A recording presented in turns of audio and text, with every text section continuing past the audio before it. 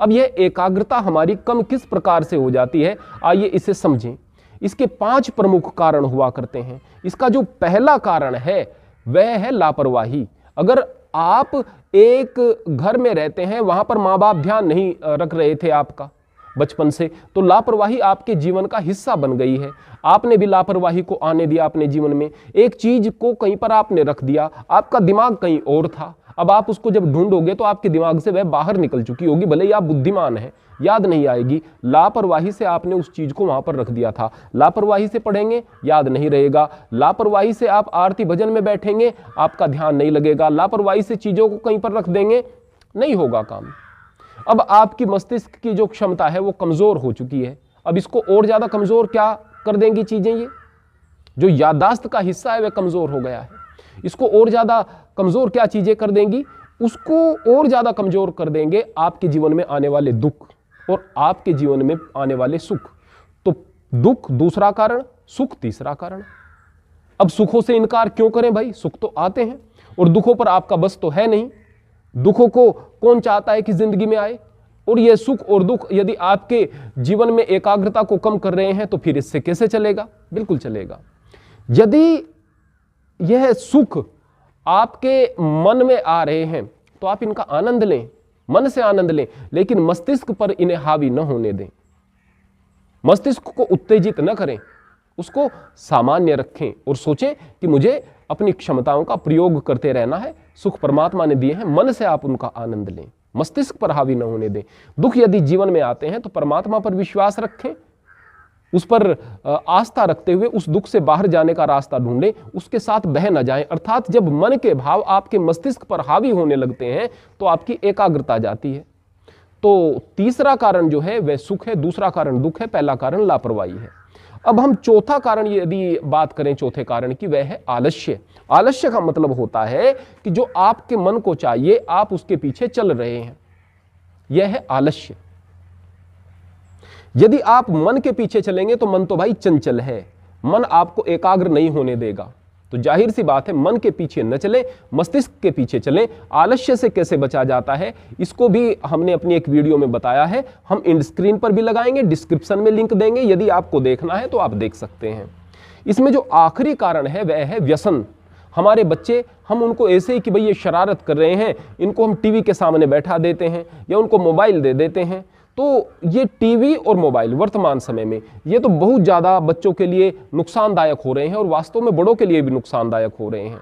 आप लोग किसी चीज़ को भी पूरा नहीं देख सकते हैं, आप इसी तरह से स्क्रॉल करते चले जाएंगे और देखते चले जाएंगे, आगे कुछ भी पूरा नहीं देखेंगे। आपका मस्तिष्क थोड़ी देर में परेशानी से, एक अजीब अजीब प्रकार की बेचैनी से भर चुका होगा, बहुत सारा काम रेडिएशन भी कर चुकी होगी। अब मेरी कोशिश है कि मैं इस वीडियो में भी ज़्यादा चीज़ें जल्दी जल्दी बता दूं, क्योंकि मुझे पता है कि आपके मस्तिष्क में एकाग्रता की कमी है, आप इसको पूरा बड़ी मुश्किल से देख पाएंगे।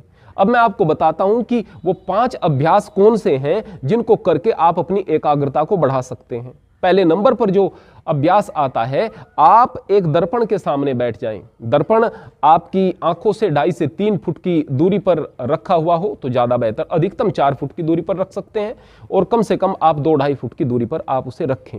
उसमें अपने चेहरे को देखें, आंखों की पुतलियों को देखें, उन आंखों की पुतलियों पर अपने ध्यान को केंद्रित करें, लगातार केंद्रित करें, उनको देखते रहें, अपलक देखते रहें, पलक न झपकें।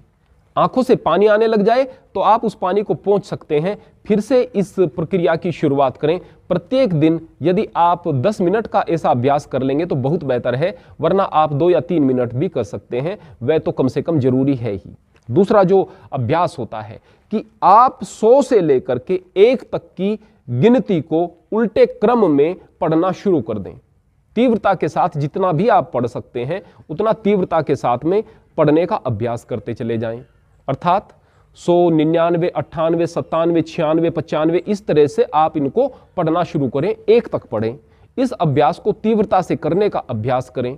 जब यह अभ्यास आपका पक्का हो जाए तो 1000 से लेकर के 1 तक की इस तरह से गिनती को उल्टे क्रम में पढ़ें। यदि आप 1000 से लेकर 1 तक की गिनती को उल्टे क्रम में पढ़ने में सफल हो जाते हैं 10 मिनट के अंदर, जो कि बहुत ज़्यादा बड़ी बात नहीं है, तो समझिए कि आपकी एकाग्रता बढ़ने लगी है। एकाग्रता के लिए यह सबसे महत्वपूर्ण एक्सरसाइजेज में से एक है। यदि 10 मिनट इसके लिए आप दे देंगे तो वास्तव में आप आश्चर्यजनक परिवर्तन पाएंगे। इसमें तीसरे नंबर पर आता है कि आप लोग प्राणायाम करें। प्राणायाम के लिए ना आपको कोई मैं कपालभाति बता रहा हूं, न भस्त्रिका बता रहा हूं, न उज्जयी बता रहा हूं, न अनुलोम विलोम, कोई विशेष नहीं बता रहा हूं। आप सीधे शांत मन करके सुबह के समय बैठ जाइएगा और गहरे सांस लीजिएगा। गहरे सांस अंदर, गहरे सांस बाहर, गहरे सांस अंदर, गहरे सांस बाहर। ऐसा आप 3 मिनट से शुरू करके 10 मिनट तक करें और इसी प्रकार से आप शाम को करें। इस प्रकार से जब आप अपने शरीर के अंदर ऑक्सीजन के लेवल को बढ़ा लेंगे, आपके मन के अंदर प्रफुल्लता और चुस्ती आएगी, उस वक्त आपकी एकाग्रता का लेवल बढ़ना शुरू हो जाएगा।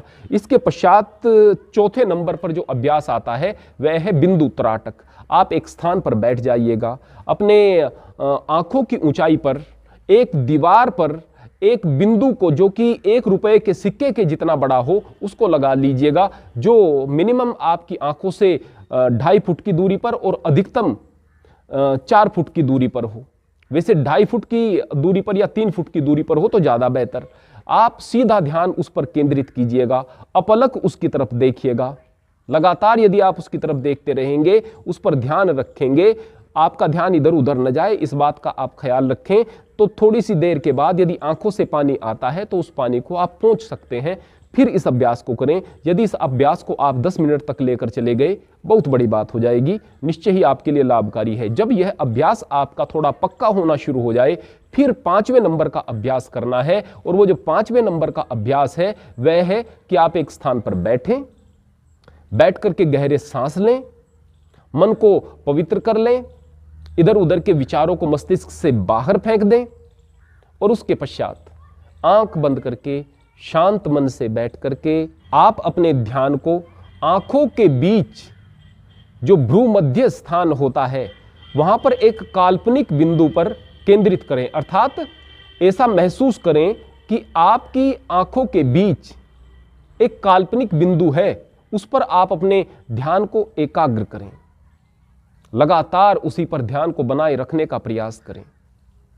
आपके मन में इधर उधर के विचार आते हैं तो उन विचारों को भी बाहर निकालें।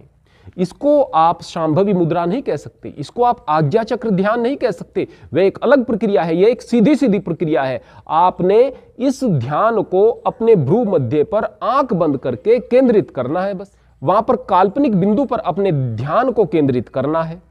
जब आप इसमें थोड़ा सा सिद्ध होने लगेंगे, फिर वहां पर आपको प्रकाश दिखाई देना शुरू हो जाएगा। यह आपके इस ध्यान की सफलता है। जब आपकी ऐसी स्थिति आ जाएगी, उसके पश्चात जो भी आप काम करेंगे उसमें आपकी बहुत ज़्यादा गुणवत्ता दिखाई देगी, आपके अंदर बहुत सारी क्षमताएं विकसित होने लगेंगी, आपकी एकाग्रता बढ़ चुकी होगी और आपकी याददाश्त अद्वितीय हो चुकी होगी। आप दूसरे लोगों की अपेक्षा हर क्षेत्र में बेहतर कर पाएंगे, चाहे वह पढ़ाई हो, चाहे वह ऑफिस का काम हो, चाहे वह किसी भी प्रकार से लोगों के सामने कैसा भी प्रेजेंटेशन देना हो, कुछ भी काम हो उसको आप बेहतर तरीके से कर पाएंगे, परमात्मा से भी बेहतर तरीके से जुड़ पाएंगे। हरि ओम, हरे कृष्ण।